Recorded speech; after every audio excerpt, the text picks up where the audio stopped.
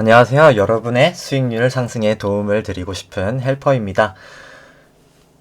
네, 진행은 우선 간단한 금일 장중 시황 설명드리고요. 그 다음에 주식 속 내재 수익률을 바탕으로 한 이제 매매 타이밍 분석, 그리고 재무 분석과 절대가치 평가를 통한 목표 주가를 설정하는 것, 그리고 차트를 이용한 기술적 분석으로 이렇게 순차적으로 진행하도록 하겠습니다. 우선 처음이신 분들이 대다수실 것 같으니까 먼저 어떤 식으로 설명하는지 간단히 소개 먼저 드리겠습니다. 요거 같은 경우에는 이제 내재 수익률을 통해 매매 타이밍 분석하는 것인데요. 이 삼성전자 주가입니다. 이 파란색 선이 삼성전자 주가이고요. 이 연두색 선과 보라색 선이 이제 기대 수익률인데, 연두색 선을 우리나라 국고채 10년 금리로 나눈 게 이제 보라색 선이 되게 됩니다. 이제 기대 수익률 같은 경우가 어떻게 생각하시면 쉽게 이해하시려면 은행 금리라고 생각하시면 좋고요. 은행 적금이나 예금 금리가 높을수록 투자자에게는 더 높은 수익률을 안겨주듯이 주식 속에 있는 내재 수익률, 기대 수익률도 높을수록 이렇게 삼성전자 주가가 급등을 하면서 상승하는 것을 보실 수 있고요. 기대 수익률이 낮을 때 주가가 횡보하거나 낮을 때 주가가 하락하는 모습을 보실 수 있습니다.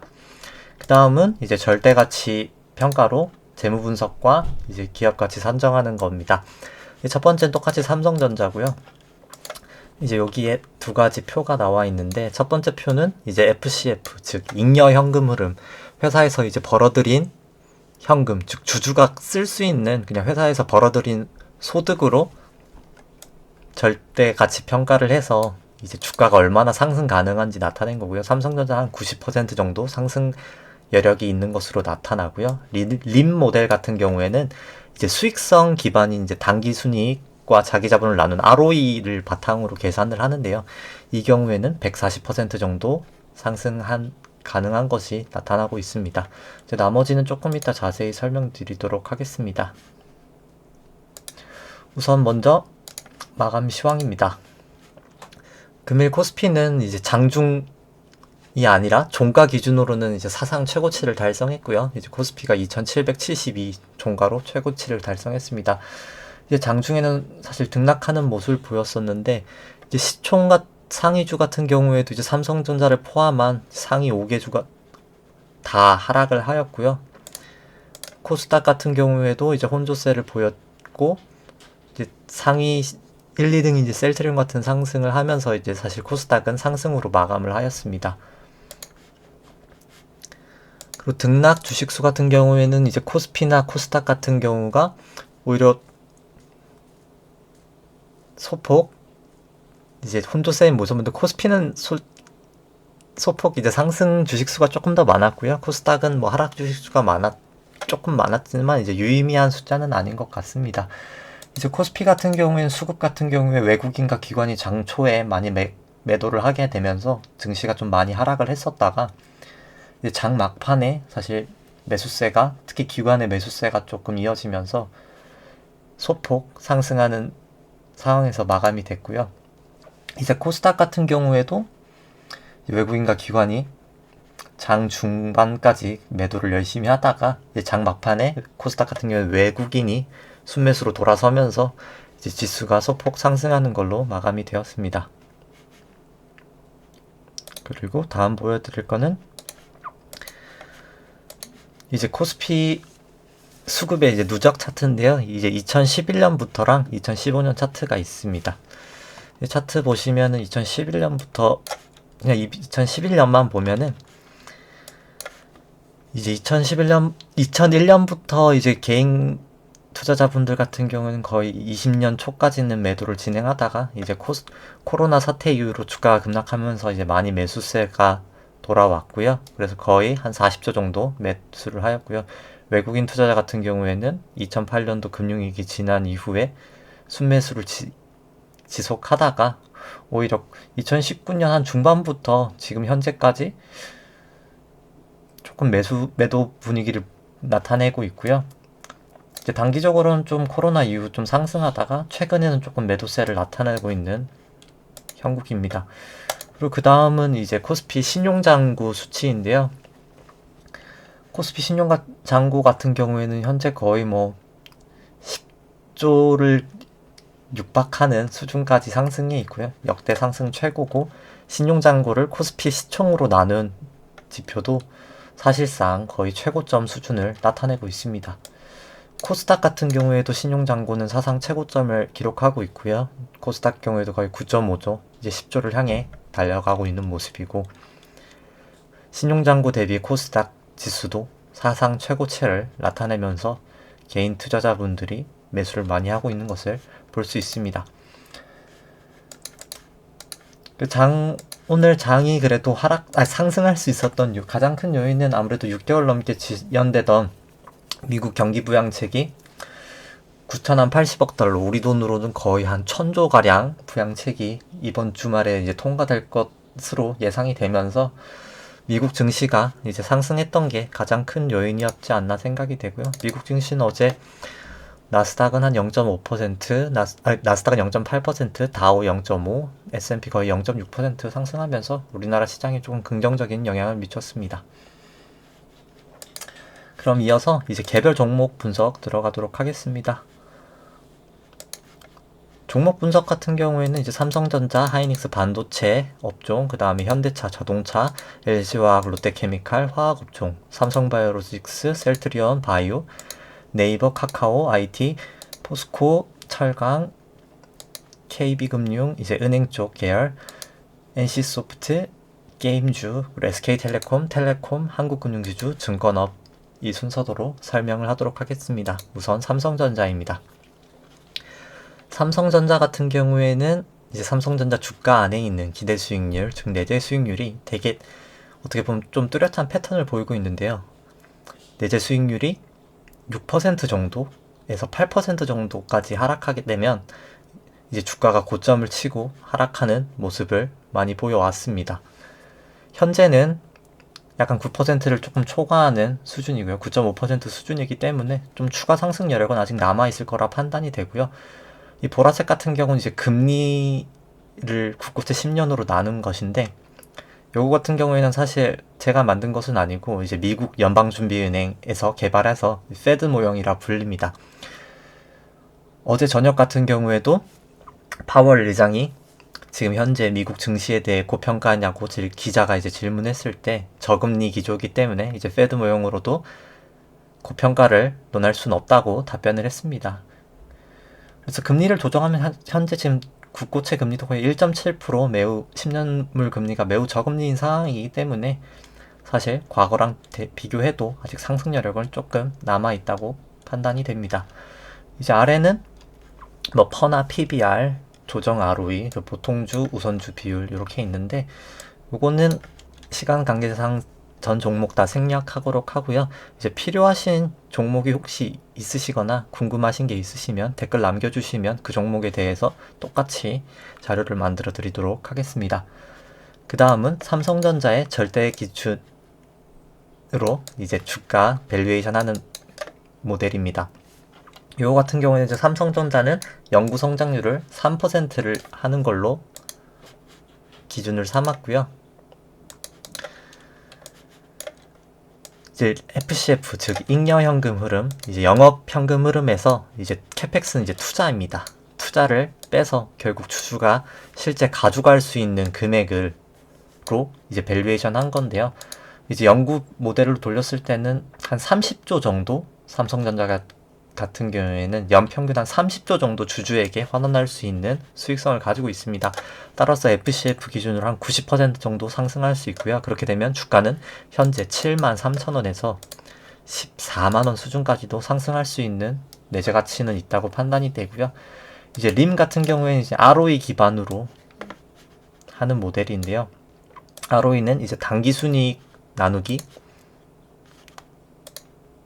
자기 자본으로 구하게 되는데, 결국 수익성, 그 회사가 자기 투하 자본 대비 얼마나 수익성이 높은지를 나타내는 것입니다.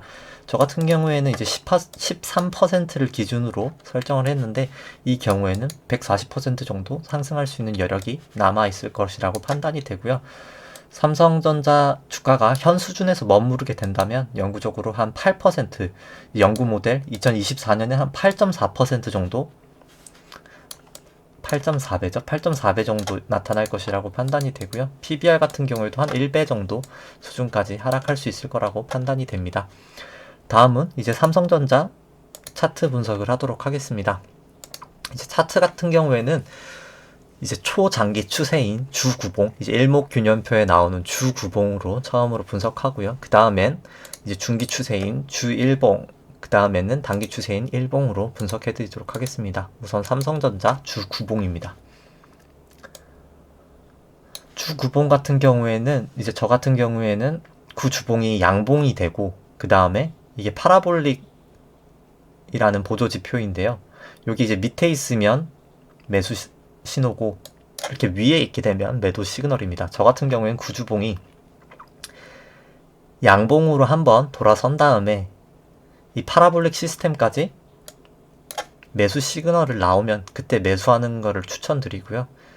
삼성전자 같은 경우에는 2016년 8월에 매수 시그널이 나왔습니다. 아직까지 매도 시그널은 나오지 않았고요. 그때 샀었으면 사실 거의 한 2배가 넘는 수익률을, 거의 2.5배에 가까운 수익률을 얻을 수 있을 거라고 판단되고요. 구주봉 같은 경우에도 이제 이 파란색 선은 이제 일목균형표의 전환선이고요. 이제 초록색은 일목균형표의 기준선, 이 세피아 색깔은 일목균형표의 후행 스팬, 주황색 선 같은 경우엔 일목균형표의 이제 9일 후행 스팬입니다. 구주선 같은 경우에는 모두가 이제 사실 호전 상태를 나타내고 있기 때문에 주가도 이제 기준선과 전환선보다 위에 있고요. 후행 스팬도 다 주가보다 위에 있기 때문에 사실 아직까지 매도를 나타낼 만한 시그널은 존재하지 않고 오히려 매수를 해도 될 시그널이라고 판단이 됩니다.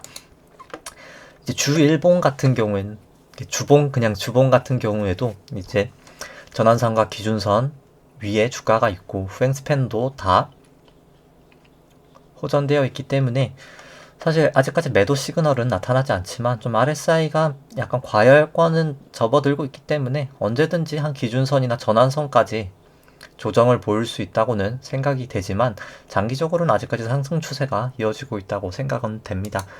이제 일본 같은 경우에는 주가가 지금 전환선에서 지지를 보이고 있고요. 이제 단기적으로는 전환선을 만약에 하회하게 되면 기술적으로는 매도를 해봐도 될 것 같지만 만약에 다시 전환선을 상승하게 되면 다시 재매수하는 것을 추천드리고 싶습니다. RSI 같은 경우에도 70을 단기적으로 지금 하회하고 있습니다. 그래서 사실 단기적으로는 조금 조정이 보일 수 있지 않나 라고 판단이 되지만 이제 가치 평가로나 주봉으로 봤을 때도 이제 장기적으로는 상승할 수 있지 않나 판단을 해봅니다. 그 다음에는 이제 SK 하이닉스입니다. SK 하이닉스도 삼성전자와 같은 똑같은 반도체 업체고 삼성전자보다는 조금 더 이제 반도체 비중이 높습니다. 이제 삼성전자 같은 경우에는 이제 스마트폰도 있고 이제 가전 사업 쪽도 있기 때문에 조금 더 포트폴리오가 다변화되어 있는데 이제 SK 하이닉스 같은 경우에는 좀 반도체에 더 민감한 모습이기 때문에 이 기대 수익률도 삼성전자보다는 훨씬 더 민감하게 반응하고 있고요. 반도체 사이클이 조금 더 우호적일 거라고 판단했을 때는 삼성전자보다 SK 하이닉스가 사실 더 좋은 투자 대안이라고 생각합니다. 실제로 최근에 주가 상승률도 삼성전자보다 SK 하이닉스가 더 높았고요. SK 하이닉스 같은 경우에는 2009년 정도에 기대 수익률이 매우 주가가 급락하면서 높아졌다가 많이 하락하게 되면서 주가도 이제 동시에 상승하는 모습을 보였었고요.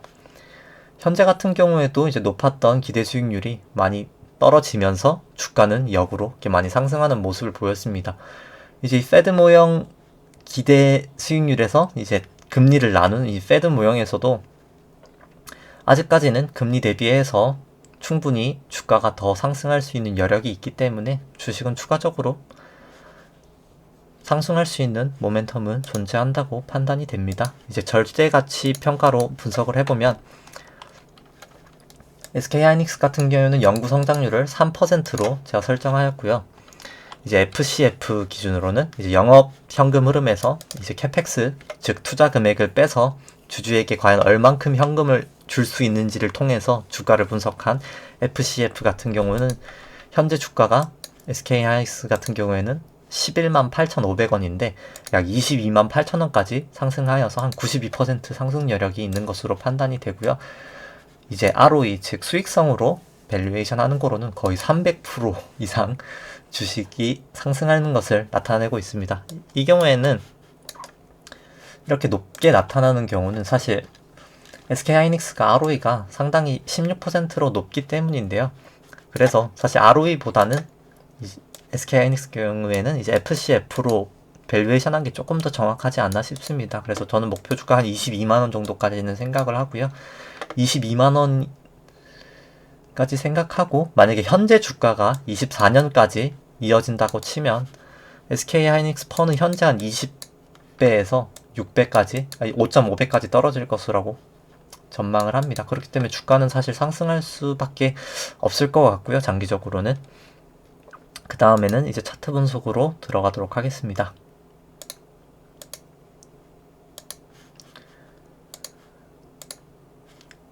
SK하이닉스의 이제 구주봉입니다. SK하이닉스에도 똑같이 구주봉, 양봉이 떴고 이제 파라볼릭이 매수 시그널을 보였을 때 매수를 하셨다면 정말 안전하게 매수를 하실 수 있었고요. 2016년 12월부터 매수를 해서 팔 시그널이 한 번도 나오지 않았습니다. 기준선도 한 번도 종가 기준으로는 하회하지 않았고요. 지금 현재도 전환선 기준선보다 주가가 위에 있고 후행 스팬 모두 위에 있기 때문에 호전이기 때문에, 그리고 RSI도 아직 70선을 딱 돌파한 상태이기 때문에 사실 추가 상승 여력은 충분히 있다고 판단이 됩니다. 그 다음은 주봉입니다. 주봉 같은 경우에도 지금 전환선하고 기준선 위에 주가가 있고 후행 스팬도 모두 호전되어 있기 때문에 삼성전환 똑같이 아직 매도할 시그널은 나와 있지 않지만 이제 RSI가 과열이기 때문에 단기적으로 언제든지 조정은 나타날 수 있습니다. 하지만 아까 말씀드렸듯이 이제 내재 가치가 지금 충분히 있는 종목이기 때문에 단기적인 뭐 전환선, 기준선까지 하락하고 주가는 다시 상승 추세로 전환될 것으로 판단이 되고요. 일본 같은 경우에는 현재 주가가 이제 전환선에서 지지를 받으면서 이제 조금 횡보하는 모습을 보이고 있고요. 9일 후행 스팬 같은 경우는 이제 역전될 수도 있는 가능성을 나타내고 있기 때문에 단기적으로는 조금 주의가 필요해 보이지만 결과적으로 이제 일본 같은 경우에도 이제 뭐 최악의 경우에 이제 뭐 한 기준선까지 하락하고 그 다음에 다시 V자 반등을 하는 모습을 그려볼 수 있을 것 같습니다. RSI도 이제 70을 조금 하회할 수 있을 것 같은 모습을 나타내고 있어서 살짝 조정을 보일 수 있는 가능성은 있는 것 같습니다. 단기적으로. 그 다음은 이제 현대차 종목입니다.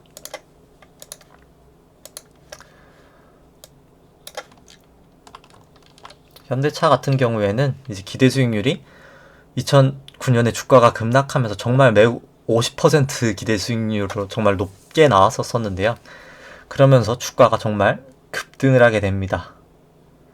5만원도 안 되던 주가가 25만원을 넘어섰고요. 5배가 거의 한 3년 만에 5배가 되었고요.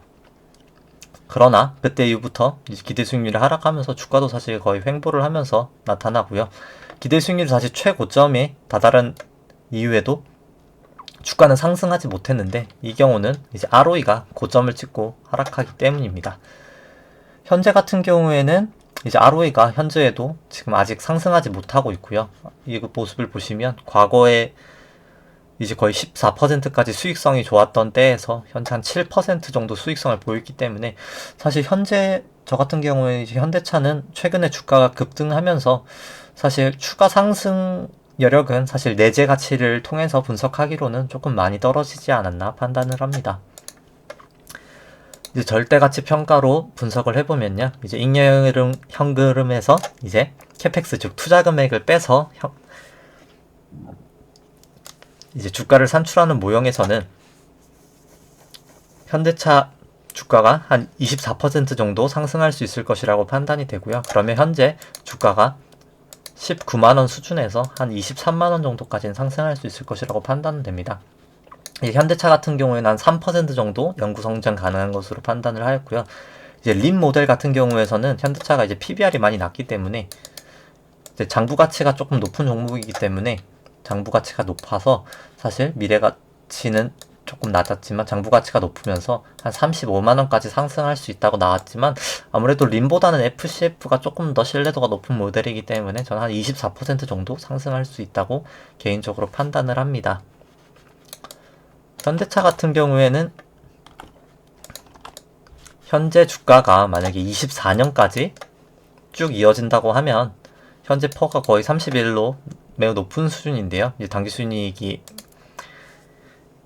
이제 품질 보증 문제로 사실 좀 당기 손실이 났던 부분이 있어서 이제 퍼가 매우 높은 수준인데 한 8배까지는 내려갈 것이라고 판단이 됩니다. 그 다음에는 이제 삼성전자가 아니라 이제 현대차의 차트 분석을 하도록 하겠습니다. 이제 구주봉으로 보시면 현대차 같은 경우에는 딱 매수 시그널이 딱 나왔고요. 양봉이 떴고 이제 파라볼릭이 매수 시그널 나타나기 때문에 매수 시그널을 보였고요. 현재 이제 선행 스팬 이 구름대도 어떻게 보면 저항선이라 볼 수 있는 구름대도 돌파를 하였고 후행 스팬도 두 개 다 돌파를 하였기 때문에 사실 장기적으로는 어떻게 보면 차트로는 상승 추세를 더 보일 수 있을 것이라고 판단이 되고요. 주봉을 보았을 때는 주가가 기준선, 전환선, 기준선 위에 있고 두 후행 스팬도 호전되어 있기 때문에 사실 아직은 매도를 말할 수 있는 단계는 아니라고 판단이 됩니다. 충분히 주봉으로도 매수는 가능할 수 있는 단계라고 판단이 되고요. 다만 일봉으로는 이제 밑에 선행 스팬이 매우 얇기 때문에 주가가 조금 하락할 수 있는 가능성은 있고요. 현재 주가가 전환선도 소폭 하락하였기 때문에 만약에 혹시나 기준선을 주가가 하락하게 된다면 사실 매도로 대응하는 게 맞지 않나 판단이 되고요. 다시 기준선을 위로 주가가 돌파하게 되면 그때 재매수 하시는 게 낫지 않나 판단이 됩니다. 그 다음은 이제 LG화학입니다. LG화학 같은 경우에도 이제 2013년에 기대주익이 매우 높았었는데요. 이러다가 다시 주가가 올라가지 못한 게 결국 LG화학 같은 경우도 그때 이후로 이제 ROE가 급락을 하였기 때문입니다. 이제 현재 같은 경우에는 이제 ROE가 약 한 8% 정도 되고 있는데요. 최근에 이제 화학 쪽 관련해서 이제 미국 ECC라고 에탄 크래커라는 게 있는데 이제 우리나라 같은 경우에 이제 석유로 화학 발전을 하는 거고요. 미국 같은 경우 이제 에탄 가스로 ECC로 많이 했었는데 그쪽에 공급 과잉 이슈도 있었고 좀 중국 쪽 증설도 있어서 사실 주가가 안 좋았었다가 최근에 이제 배터리 관련 2차 전지 이슈도 있고 화학 쪽이 사실 코로나로 인해서 플라스틱 사용량이 되게 많아지면서 사실 ABS나 여러 가지 뭐 에틸렌 스프레드들이 다 강세를 보이고 있기 때문에 주가가 사실 상당히 많이 올랐습니다. 물론 이제 페드 모형으로 봤을 때는 이제 페드 모형은 이제 내재 수익률에서 이제 그 국고채 금리를 나눈 수치고요. 페드 모형으로 봤을 때는 사실 조금 추가 상승 여력은 아직 있는 것으로 판단되지만 타 종목 대비해서는 조금 밸류에이션 부담은 있는 것으로 판단이 됩니다. 이제 절대가치 평가 모델로 이제 LG화학을 평가해보면 이제 LG화학 같은 경우에는 이제 2차 전지 모멘텀이 있기 때문에 실적에도 모멘텀이 있기 때문에 영성장률 한 4% 정도로 추정하였고요. 이제 FCF 모델로 했을 때는 현재 주가가 81만원인데 한 48만원 정도로 좀 낮게 평가가 됩니다. 림으로도 해도 한 51만원 정도로 낮게 평가가 되고요. 이제 그 이유는 사실 이 실적 추정에 2차 전지에 대한 게 좀 보수적으로 넣었기 때문이고요. 만약에 이제 2차 전지에 대해서 조금 더 실적을 만약에 긍정적으로 보신다면 제가 이 밸류에이션 한 거에다가 주당 가치에다가 2차 전지 실적 부분을 더해서 밸류에이션 하시면 정확하게 계산한 값이 될 거라고 판단되고요. 저 같은 경우는 이제 시장 컨센서스를 바탕으로 계산을 한 건데 그 경우에는 좀 주가는 사실 절대가치 평가로는 밸류에이션 부담이 존재합니다. 24년 실적 기준으로는 퍼가 한 32 정도 될 것 같고요. 현재 기준으로 퍼가 한 55 정도 됩니다. 그 다음 이제 차트 분석입니다. LG화학의 LG화학 같은 경우에는 이제 주 구봉으로 봤을 때는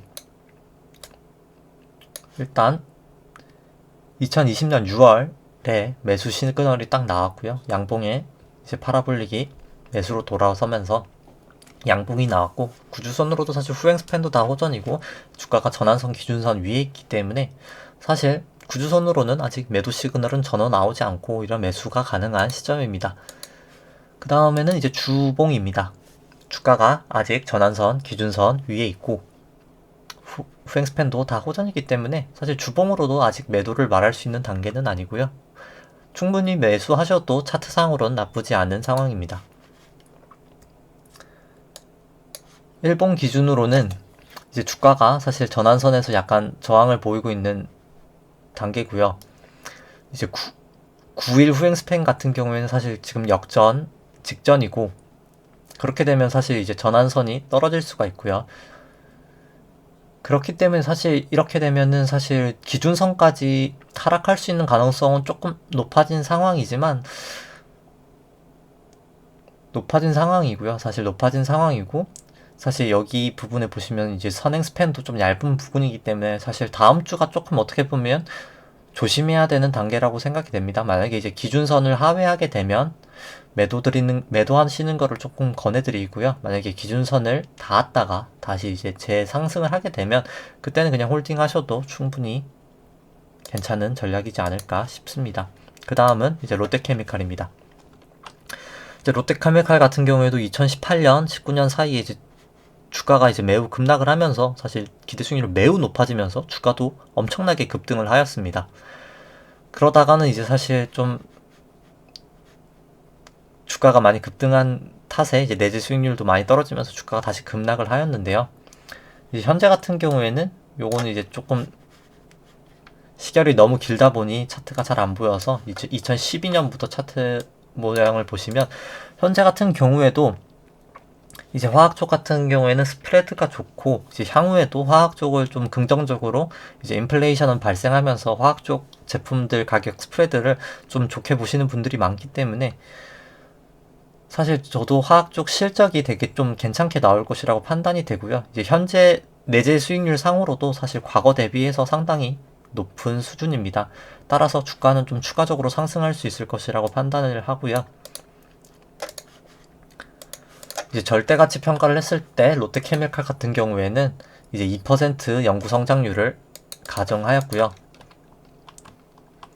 이제 잉여현금으로 이제 투자 금액을 차감하여서 주주에게 환원할 수 있는 잉여현금 흐름을 통해서 밸류에이션을 한 FCF로는 한 28% 상승 가능성이 있고요. 현재 주가 약 7만원에서 34만원까지 상승할 것이라고 판단이 되고요.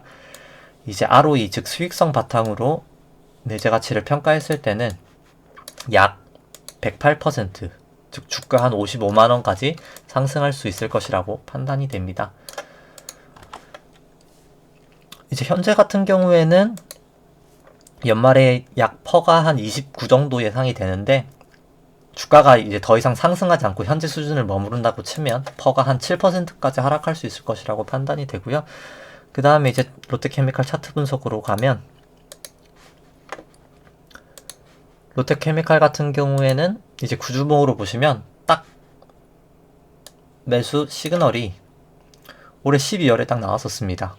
올해 12월에 딱 나오면서 주가가 많이 상승을 하였고요. 선행 스팬도 주가가 선행 스팬을 넘었기 때문에 사실 주가는 어떻게 보면 지금 상승 초입에 와 있지 않나, 지금 2단계에 와 있지 않나 생각을 합니다. 그래서 추세적인 상승을 예상하고요. 이제 9일 후행 스팬도 주가를 돌파하였기 때문에 이제 전환선도 어떻게 보면 상승할 수 있기 때문에 주가가 조금 상승할 수 있지 않나 판단을 합니다. 주일봉 같은 경우를 보시면은 이제 단기적으로 많이 주가가 상승을 하였기 때문에 사실 지금은 후행 스팬도 내려오고 있고, 어떻게 보면 9일 후행 스팬 같은 경우에는 곧 주가를 닫기 때문에 단기적인 좀 조정은 보일 수 있을 것이라고 판단이 되고요. 그래서 만약에 보유하신 분들은 만약에 전환선을 주가가 하회하게 되면 그때 조금 매도를 하시는 걸 추천을 드립니다. 조금 안전하게 하시려면 매수보다는 지금 단기적으로는 조금 기다렸다가 투자하시는 게 조금 낫지 않을까 생각을 하고요. 일본 같은 경우 보시면은 제가 방금 말씀드린 것처럼 이제 후행 스팬이 모두 다 역전이 되어서 안 좋은 모습을 나타내고 있고, 주가가 이제 전환선, 기준선 모두 하회하고 전환선과 기준선도 역전되면서 사실 안 좋은 모습을 나타내고 있습니다.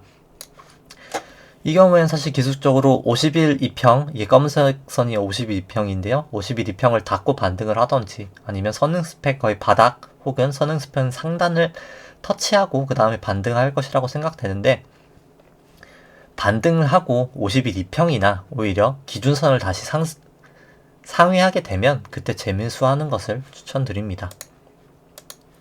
다음은 이제 삼성바이오로직스입니다. 이제 삼성바이오로직스는 이제 사실 상장한 지 얼마 안 됐기 때문에 주가 거의 한 2017년부터 나오고 있기 때문에 기대 수익률이 많이 산출을 할 수는 없어서 데이터가 좀 작고요. 이제 삼성바이오로직스 같은 경우에는 거의 2019년 한 8월쯤 주가가 이제 급락하면서 이때 분식회계 이슈가 있었던 때였죠. 분식회계 이슈로 이제 주가가 급락을 하면서 어떻게 보면 내재 수익률이 높아지면서 딱 매수 타이밍이 나왔었고요. 주가가 그때부터 거의 한 27만원부터 거의 90만원까지 올라가는 기염을 토했습니다. 현재 기준으로는 사실 과거 시계열이 많지 않기 때문에 딱히 정확하다고 말씀드리지 못하지만 과거 기준으로는 조금 고평가 단계에 와 있고요. 그 다음에 이제 절대가치 평가로 삼성바이오로직스를 보면, 삼성바이오로직스는 이제 바이오로직스가 이제 2020년 같은 경우에는 이제 전체 공장 가동률이 한 64% 정도 됩니다. 1공장이 한 68%, 2공장 100%, 3공장 한 26% 가동률이 있을 것으로 연말에 전망하고 있고요. 이제 4공장을 이제 8월에 짓겠다고 공시를 했고요. 1.74조 정도? 거의 한 2조 정도 규모로 짓고 2023년에 완공인데, 이게 모듈형으로 만드는 거라 사실 그 전에도 이제 매출 인식이 가능합니다. 이제 공장을 한 방에 다 짓는 게 아니라 조금씩 나눠서 짓는 거기 때문에, 그렇기 때문에 좀 성장 가능성이 높아서 연구 성장률을 4%로 했고요. 그럼에도 불구하고 사실 현재 지금 주가가 많이 상승했기 때문에 FCF 기준으로는 지금 주가가 80만원인데 사실 한 37만원으로 적정 가치는 평가가 되고요. 림 같은 경우에는 27만원 정도로 주가가 가치 평가가 됩니다. 현재 같은 경우에는 이제 연말에 삼성바이오로직스가 현재 주가가 유지된다고 치면 퍼가 한 258 정도 될 것으로 추정이 되는데, 24년이 되면 실적이 개선되기 때문에 퍼가 한 80배 정도 될 것이라고 전망이 되고요. 그 다음에 이제 삼성바이오로직스 차트를 보시면 구주봉입니다. 구주봉 같은 경우에는 삼성바이오로직스는 이제 2020년 2월에 매수 시그널이 나왔고요. 양봉과 파라볼릭이 다 매수 시그널을 나타내면서 매수를 할 수 있었고요. 그럼 한 2배 정도 수익률을 얻을 수 있었습니다. 현재는 전환선과 기준선 모두 주가가 전환선 기준선 모두 이제 상회를 하고 있고, 후행스팬 9일짜리 후행스팬도 호전이기 때문에 사실 차트로서는 매수할 수 있는 단계고요. 주봉을 봤을 때는 현재 전환선과 기준선이 딱 붙어있기 때문에, 붙어있으면 보통 주가의 변화가 높은 것으로 판단이 됩니다. 급등을 하던지 급락을 할 가능성이 높은데요. 현재 같은 경우에는 조금 밸류에이션 부담이 있기 때문에 후행스팬도 역전이 되었고요. 저는 좀 단기적으로는 조금 하락할 수 있는 가능성을 조금 높게 평가하고 있고요. 일봉을 봤을 때도 9일 후행스팬은 역전되었고, 26일 후행스팬도 지금 현재 앞에 있는 이곳을 닿으면서 하락할 가능성이 좀 높아 보이기 때문에, 그리고 주가 같은 경우에도 전환선과 기준선 다 하회하고 있고요. 사실 지금은 단기적으로 조금 매도를 할 필요성이 더 있어 보이고, 만약에 주가가 기준선을 다시 상회하게 되면 그때 재매수하는 것을 추천드립니다. 그 다음은 이제 셀트리온입니다. 이제 셀트리온 같은 경우에도 기대 수익률이 2013년 중반에 매우 높았었죠. 그러면서 주가가 이제 상승하면서 기대 수익률이 많이 낮아졌습니다. 낮아지면서 주가도 하락하게 되었고요. 현재 같은 경우에도 사실 주가가 많이 급등하면서 이제 코로나 치료제나 여러 그 CMO 업체들이 사실 수주를 잘 하면서 실적이 많이 올랐었고요.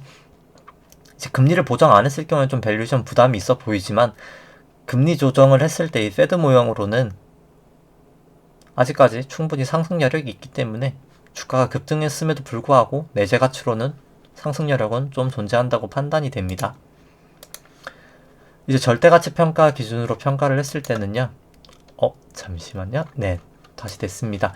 이제 연구 성장률은 셀트리온이 이제 항체 치료제 개발도 21년 상반기 출시 목표로 하고 있고 여러 가지 긍정적인 모멘텀이 많기 때문에 4%로 성장한다고 판단을 하였고요.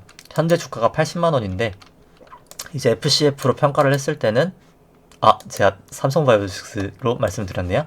셀트리온 같은 연구 성장률을 4%로 평가를 하였고요. 셀트리온 주권 현재 이제 36만 원 정도 수준인데 FCF로 평가했을 때는 이제 소폭 낮은 30만 원, 림으로 했을 때는 19만 원으로 평가가 됩니다. 이제 이 같은 경우에도 사실 바이오 업체들이 사실 최근에 주가가 매우 많이 상승을 하였기 때문인데요. 이제 퍼로 보시면 이제 현재 같은 경우 연말에 퍼가 한 86 정도로 추정이 되는데 2024년이 되면 퍼가 한 55 정도로 될 것으로 판단이 되고요. 사실 밸류에이션 부담은 내재 가치로는 조금 있어 보이나 금리를 조정했을 때는 조금 더 갈 수 있다라고 판단이 되고요.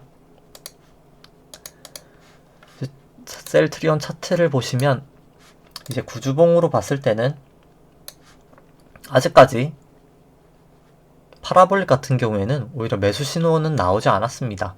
그래서 오히려 만약에 매수 신호가 나오면 그때부터는 사실 더 상승할 수 있을 것이라고는 판단이 되고요.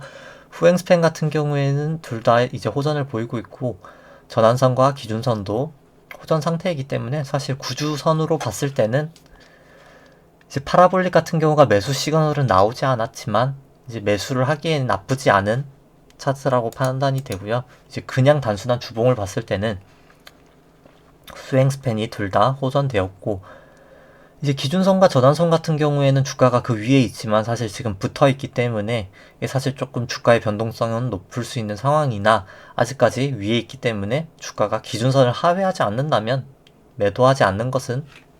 매도하는 거는 아직까지는 좀 불필요하다 판단이 되고요. 이제 일본 같은 경우에는 이제 9일 후행 스팬이 역전되었고 이제 주가가 전환선을 하회하고 이제 기준선 부근에 와 있는데 만약에 이제 기준선을 하회하게 되면 조금 매도하시는 것을 권장드리고요.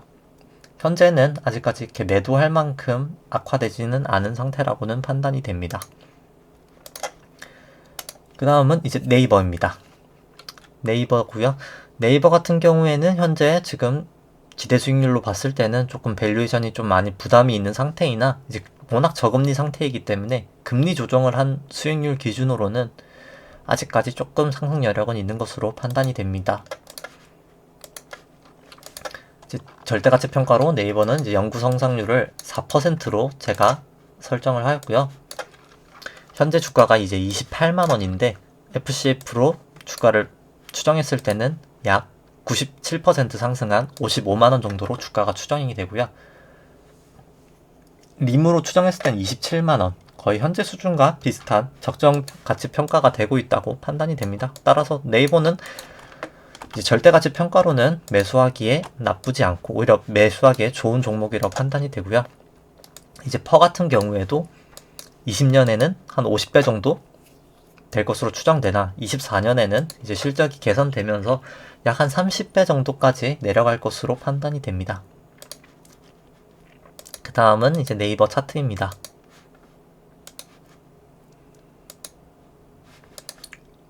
구주선이고요. 구주선 같은 경우에는 이제 네이버 같은 경우에 전환선, 기준선을 다 주가가 상회하고 있고 이제 후행 스팬도 다 호전이고 사실 파라볼릭도 매수 시그널을 이미 나타냈기 때문에 일목균형표 상으로는 사실 매수를 하는 걸 권장드리는 RSI가 조금 과열권에서 지금 70 이하로 하락하고 있어서 단기적으로는 조금 하락할 수 있지 않나 판단은 되지만 장기적인 추세로는 상승 모멘텀이 충분히 있다고 판단이 되고요. 주봉을 봤을 때도 사실 기준선이 이렇게 올라가고 주가가 하락하면서 주가가 전환선을 역전하게 되었고요. 파라볼릭도 매도 시그널을 나타내고 있고 9일 후행 스팬도 역전이고 26일 후행 스팬도 역전인 상태를 후행 스팬이 이제 주가를 뚫어서 밑으로 하회하게 되면 이제 역전이라고 하는데, 역전 상태를 거의 보이고 있기 때문에 사실 현재 네이버 같은 경우에는 오히려 단기적으로 좀 매도하는 게 전 맞지 않나 판단을 하고 있고요. 일봉을 봤을 때도 지금 여러 선들이 다 모여 있는 모습을 보이고 있기 때문에 사실 단기적으로는 급락이다 급등이 가능하기 때문에 좀 리스크 관리 차원에서 전환선과 기준선을 주가가 다 하회하고 있기 때문에 상회하시고 나서 매수하시는 것을 추천드립니다. 그 다음은 카카오입니다. 카카오 같은 것도 기대 수익률이 2014년에 매우 높았기 때문에 주가가 급등을 하는 모습을 보였고요. 2019년부터도 기대 수익률이 8%로 높은 모습을 보이면서 주가가 현재 거의 그때 10만원에서 40만원까지 상승을 하면서 기대 수익률은 낮아진 모습이지만 현재 또 과거 대비해서는 기대 수익률이 많이 낮아지진 않았고 금리를 조정했을 때도 조금 더 상승 여력은 있는 것으로 판단이 됩니다. 절대가치 평가로는 카카오 같은 경우에도 성장률은 4%로 영구 성장률을 설정하였고요. 주가는 현재 37만원 정도 수준인데 카카오 같은 경우에는 FCF 기준으로는 현재 가치가 이제 적정 가치 수준으로 저는 판단이 됩니다. 림 같은 경우에는 조금 마이너스를 보이나 사실 림 같은 경우는 FCF보다 조금 정확성이 떨어지기 때문에 FCF로 37만원인 현재 주가가 적정하다고 저는 개인적으로 판단이 되고요. 퍼 같은 경우에는 20년 같은 경우에는 약 70배 정도 수준이 나타낼 것이라고 판단이 되고요. 24년 정도 되면 이제 실적이 많이 개선이 되면서 한 40배 정도까지 하락할 수 있을 것이라고 판단이 됩니다. 그 다음은 이제 카카오 차트를 설명해 드리겠습니다. 카카오 차트 같은 경우에는 이제 먼저 구주선입니다. 2019년 11월에 이제 구주선으로 매수 시그널이 파라볼릭이 매수 시그널 그리고 양봉이 나오면서 매수 시그널이 나왔고요. 현재 같은 경우에는 후행 스팬 다 호전되어 있고 기준선 전환선 위에 주가가 있기 때문에 사실 아직까지는 매도를 해야 될 시그널은 없지만 단기적으로 조금 과열인 모습인 것은 맞는 것 같습니다. 주봉으로 보시면 후행 스팬은 다 아직은 호전인 상태이지만 약간 9일 후행 스팬이 이제 주가가 더 횡보하게 되면 상승하지 않는다면 조금 역전이 될 가능성을 보이고 있고요. 현재 지금 주가가 지금 전환선 부근에서 계속 조금 약간 횡보를 하고 있기 때문에 만약에 이제 전환선을 하회하거나 조금 더 공격적이시면 기준선을 하회하게 되면 그때 조금 매도를 하시는 걸 권해드리고요. 지금은 매수하는 거는 말릴 단계는 아니지만 매수하는 게 아주 좋아 보이는 단계는 아닙니다. 일봉으로 보시면 이제 기준선, 전환선을 주가가 하회하고 있고 이제 후행 스팬도 거의 9일선은 역전되었고 26일선도 역전될랑 말랑하는 상황이기 때문에 사실 주가가 기준선을 다시 상회하기 전까지는 매수를 권해드리고 싶지는 않고요. 지금 가지고 계시다면 파시는 게 추천드리지만 만약에 조금 더 기다려보고 싶다 하시면 이 선행 스팬을 하회하게 되면 그때 전량 매도하시는 것을 추천드리고요. 다시 선행 스팬을 상회하고 기준선을 상회하면 그때 재매수하시는 것을 추천드립니다. 그 다음은 이제 포스코입니다. 포스코 같은 경우에도 이제 내재 수익률이 높았음에도 주가가 하락하게 되었는데요. 요거 같은 경우에는 포스코도 ROE가 중국 쪽 증설 때문에 이제 가동률이 좀 떨어지면서 철강 단가도 떨어지고 하면서 이제 주가가 많이 떨어졌었는데 이제 현재 같은 경우에는 ROE도 상승하고 있고 이제 내재 수익률도 되게 높은 단계이기 때문에 주가가 지금 상승했지만 최근에 꽤 많은 상승을 하였지만 사실 밸류에이션 상으로는 저는 조금 아직 추가적으로 올라갈 룸은 좀 매우 크다고 판단이 됩니다. 절대가치 평가 기준으로도 포스코는 성장률 낮은 1%로 설정하였음에도 불구하고 현재 주가인 약 27만원에서 FCF 기준으로는 주가는 약 66만원, 즉 한 150%까지 상승할 수 있는 여력은 있다고 판단이 되고요. 림 기준으로도 한 46% 정도 상승할 수 있는 여력은 존재한다고 판단이 됩니다. 이제 퍼 같은 경우에는 20년에는 퍼가 포스코가 한 15년 정도, 올해는 퍼 한 15배 정도 될 거라고 판단이 되고요. 주가가 더 이상 상승하지 않는다고 가정했을 때 퍼는 약 8배 수준까지 많이 떨어질 수 있을 것이라고 판단이 됩니다. 그 다음은 이제 포스코 차트를 보여드리도록 하겠습니다. 우선 구주선입니다. 포스코 같은 경우에는 이제 딱 이 시기에 구주선 매수 신호가 나왔고요.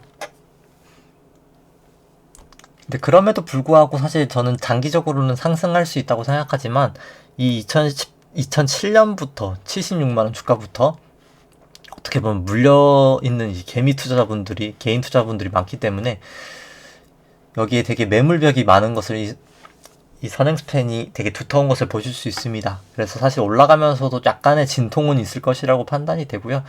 그럼에도 불구하고 일단 후행 스팬이 지금은 다 호전되어 있고 주가도 어떻게 보면 기준선을 지금 소폭 상회했기 때문에 기준선을 다시 하회하지 않는다면 계속 상승할 수 있을 것이라고 판단이 되고요.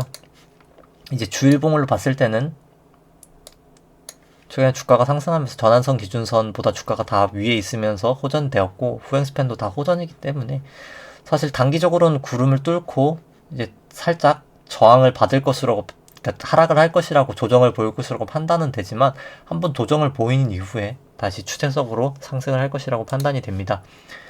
일봉상으로도 지금 주가가 전환선을 하회하면서 조금 하락할 수 있는 가능성은 커졌다고 판단이 되고요. 이제 9일 후행 스팬도 역전이 된 상태고요. 그래서 뭐 기준선이나 한 52평까지는 하락할 수 있는 가능성은 있지만 그 하락한 후에 상승할 수 있을 것이라고 판단이 되고, 기준선을 하락하기도 전에 사실 상승할 수 있는 가능성은 내재 가치적으로는 충분하다고 판단이 됩니다. 그 다음 이제 KB금융입니다. KB금융 같은 경우는 사실 은행 비중이 매우 높고 뭐 생명사, 손해보험사, 뭐 여러가지 회사들도 다 증권사들 보유하고 있지만 사실 은행 비중이 큽니다. KB금융지주 같은 경우에는 사실 주가가 2018년 고점 거의 7만원 수준에서 2020년까지 매우 하락폭이 컸기 때문에 거의 26,000원까지 하락하면서 하락폭이 컸기 때문에 사실 지금 내재 수익률이 매우 높은 상태이고요. 사실 충분히 매수하시기에 좋은 괜찮은 가격이라고 판단이 됩니다.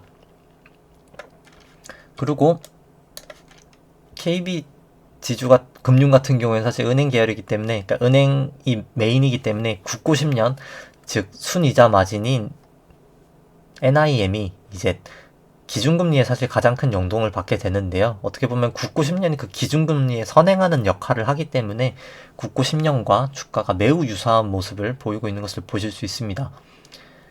현재 굳고 10년 금리가 많이 올라가면서 한 1.7%까지 상승하면서 주가도 많이 상승하였는데요. 대부분 애널리스트들 분도 그렇고 저도 그렇고 향후에 단기적으로는 모르겠지만 중장기적으로는 이제 금리 상승을 예측하고 있기 때문에 KB금융지주도 아마 주가가 추세적인 상승을 보이지 않을까 판단이 되고요. 이제 금융사 같은 경우에는 제가 절대가치 평가를 하지 않기 때문에 바로 차트로 들어가도록 하겠습니다. 차트 보시면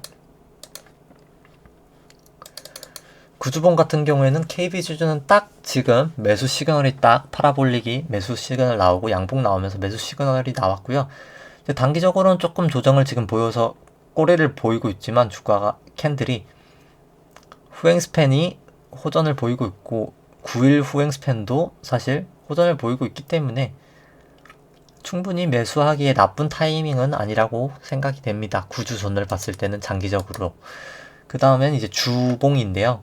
주봉 같은 경우에는 현재 주가가 최근 많이 올라가면서 사실 단기적인 조정을 보이고 있는 것을 볼 수 있고요. 그럼에도 불구하고 주가가 현재 전환선과 기준선 위에 있기 때문에 사실 매도를 권해드리고 싶지는 않고요. 만약에 주가가 전환선이나 기준선을 하회하게 되면 그때 일부 매도하시는 것을 추천드립니다. 일본 같은 경우에는 단기적으로는 사실 매도를 할 수 있는 단계로까지 왔네요. 네. 왜냐면 후행 스팬이 두 개 다 역전이 되었고요. 그 다음에 이제 주봉 같은 경우, 일본 같은 기준선 같은 경우에도 주가가 하회하고 있고 전환선과 기준선도 역전이 되었기 때문에 사실 단기적으로는 지금은 사실 단기적인 시각으로 봤을 때는 매도하는 게 올바르다고 판단이 되고요. 50일 이평이나 선행스팬 상단, 선행스팬 하단 정도를 딛고 그 다음에 상승하는 모습을 그려볼 수 있을 것 같습니다. 그 다음에는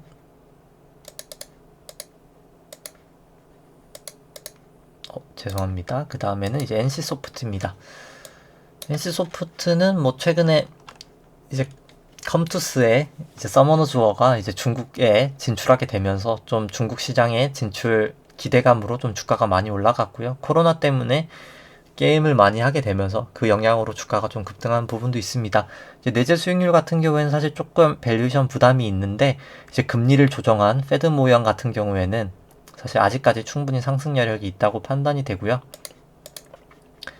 절대가치 평가를 했을 때도 이제 NC소프트 연구 성장률을 4%로 했을 때 현재 주가가 86만원인데요. FCF 기준으로는 약 180% 상승할 수 있을 거라고 판단되고요. 그렇기 때문에 주가는 약 240만원 정도로 매우 상승하게 될 것이라고 판단이 되고요. 림 기준으로도 주가가 170만원, 한 100% 정도는 상승할 수 있는 내재 가치는 보유하고 있는 종목이라고 판단이 됩니다. 퍼 같은 경우는 올해 실적으로 봤을 때는 퍼가 한 30 정도 예상이 되는데요. 24년까지 됐을 때는 실적이 개선이 되기 때문에 퍼가 한 15 정도까지 하락할 수 있는 종목이라고 생각이 됩니다. 그 다음에 이제 차트를 보시면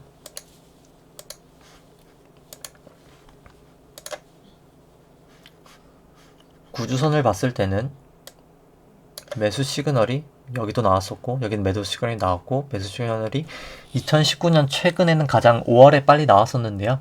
그때 이후로 계속 사실 매도할 시그널은 나타나지 않고 있고요. 뭐 주가가 전환선 기준선 다 위에 있고 후행스팬도 호전이기 때문에 지금 상승 추세는 여전한 것이라고 판단이 되고요.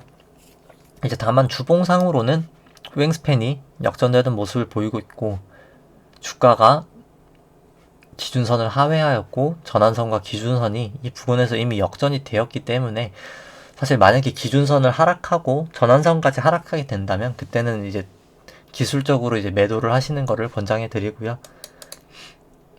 일본 같은 경우에도 주가가 이제 전환선을 하회하게 됐는데 만약에 이제 기준선까지 하회하게 된다면 그때 매도를 하시는 걸 추천드리고요. 만약에 기준선을 닫고 혹은 그 전에 주가가 전환선을 다시 재차 상승하게 되면 그때 재매수하시는 것을 권해드립니다.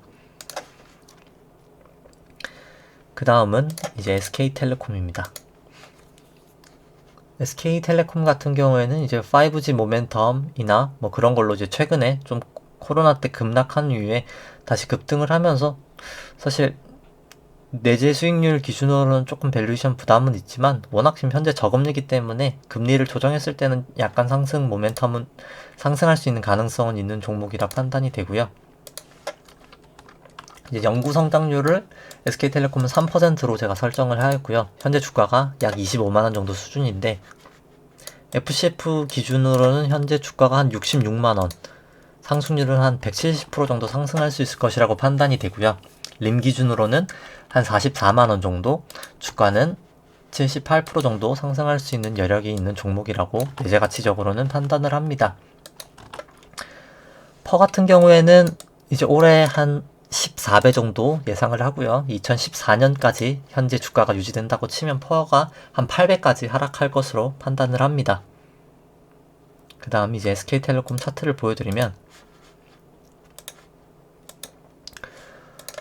구주봉 같은 경우에는 사실 최근 매수 시그널이 나왔고요. 2020년 9월에 이제 매수 시그널이 나왔고 이제 주가가 기준선을 상회하였기 때문에 사실 매수하기에 좋은 타이밍이라고 생각하고요. 9일 후행스팬도 이제 역전해서 호전될 모습을 보이고 있고 26일 후행스팬도 호전이기 때문에 장기적으로는 사실 차트가 좋아 보입니다. 이제 주봉상으로는 주가가 9일 스윙스팬도 호전되었고 26일 후행스팬도 호전되었고 주가가 전환선 기준선 모두 다 상회하고 있기 때문에 주봉상으로도 매수하시기에 나쁘지 않은 종목이라고 판단이 되고요.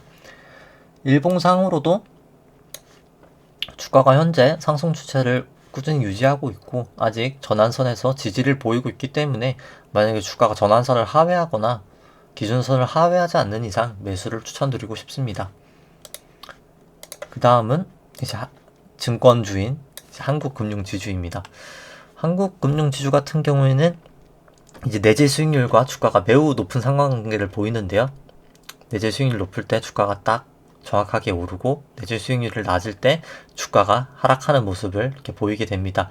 현재 같은 경우에는 이제 내재 수익률이 과거 대비해서 매우 높은 수준이고요. 뭐 과거 최저점은 거의 6%까지 갔었는데 현재 거의 13%이기 때문에 2배가 넘는 내재 가치를 가지고 있는 상태이고요. 금리를 보정했을 때도 매우 높은 수준이기 때문에 현재 한국금융지주는 매우 추천드릴 수 있을 것 같습니다. 내재가치 평가 기준으로는. 한국금융지주는 금융사기 때문에 절대가치 평가는 진행하지 않고요. 그 다음 바로 차트 분석으로 진행하도록 하겠습니다.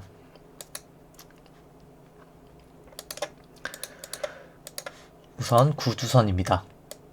한국금융기준은 이제 파라볼릭 기준으로 아직 매수 시그널이 나오지 않았지만 주가가 이제 기준선을 상회하였기 때문에, 그리고 9일 후행 스팬도 호전이고 26일 후행 스팬도 호전이고요. 충분히 장기적으로 상승하여서 매수 시그널이 나올 수 있는 종목이라고 판단하기 때문에 중장기적으로 매수를 권해드리고 싶고요. 이제 주봉상으로는 조금 단기적으로 주가가 소폭 하락하는 모습을 보이고 있지만 아직 전환선을 하회하지 않았고 후행 스팬도 다 호전된 모습을 보이고 있기 때문에 뭐 전환선을 하회하지 않는 이상 매도하시는 건 권해드리지 않고 싶습니다. 중기적으로는요.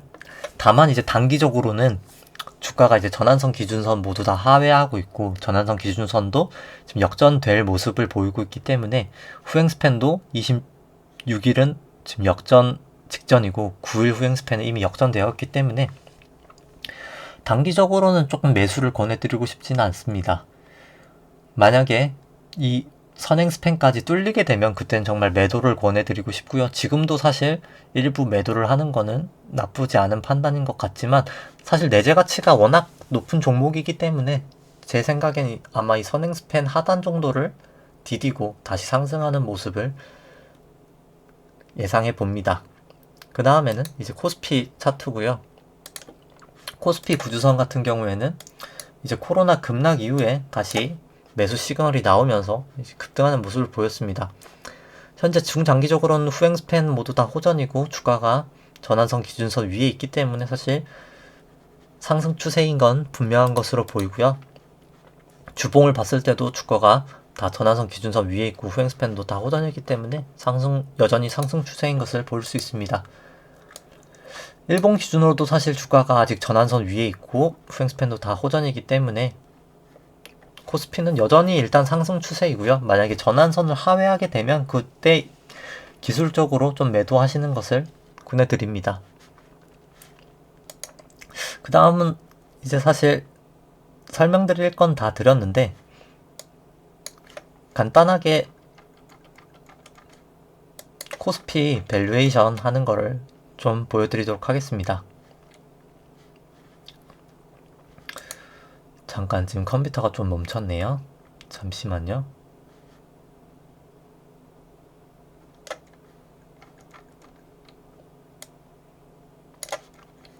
이거 같은 경우가 이제 코스피 안에 있는 기대 수익률의 추이고요.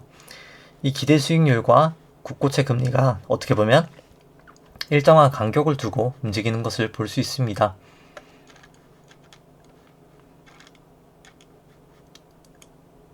이제 이 경우는 코스피 할인율에서 이제 국채를 나눈 페드 모델이 아니라 이제 마이너스로 빼준 값인데요. 이제 이 값이 높을 때 주가가 코스피가 상승하는 모습을 보실 수 있습니다. 현재는 과거치 기준으로는 아직 추가적으로 상승할 수 있는 모습을 보인다고 판단이 되고요. 그 이유는 이제 금리가 그만큼, 이게 국고채 10년 금리인데 금리가 그만큼 과거에 비해서 뭐 과거 2000년 8% 하던 수준에서 1.7%까지 많이 하락한 영향이 큽니다. 요거 같은 경우는 이제 페드 모형인데요. 코스피 할인율에서 국고채 10년을 나눈 수치입니다. 이 수치를 보아도 현재 약 4%, 4배 수준으로 뭐 과거 저점 뭐 100까지는 못 가겠지만 뭐 최근의 저점 수준인, 물론 최근에 코로나 때문에 떨어졌던 뭐 4.5배 수준은 넘었지만 이건 코로나 영향이 사실 컸기 때문에 비경상적인 요인이라고 판단하면 가장 최근 저점은 뭐 2.5배 수준까지는 충분히 내려갈 수 있지 않을까 해서 결국 코스피는 단기적인 조정은 보일 수 있지만 중장기적으로는 추가적인 상승을 저는 전망하고 있습니다. 이상 방송을 마치겠고요. 도움이 되셨으면 이제 좋아요와 구독 눌러주시면 감사하겠습니다.